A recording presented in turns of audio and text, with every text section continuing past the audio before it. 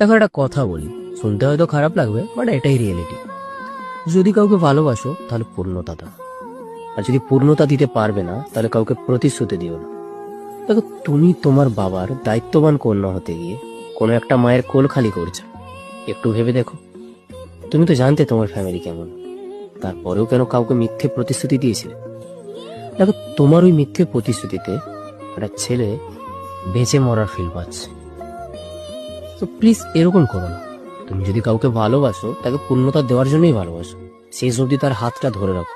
আমি জানি ফ্যামিলিতে অনেক ইস্যু হবে, বাবা মা অনেক প্রেসার ক্রিয়েট করবে, কিন্তু একবার যদি তুমি বাবা মার মত মিলিয়ে ছেলেটার হাত ছেড়ে দাও, তবে জীবনে তুমি আর যাই হোক সুখী কোনোদিন হতে পারবে না।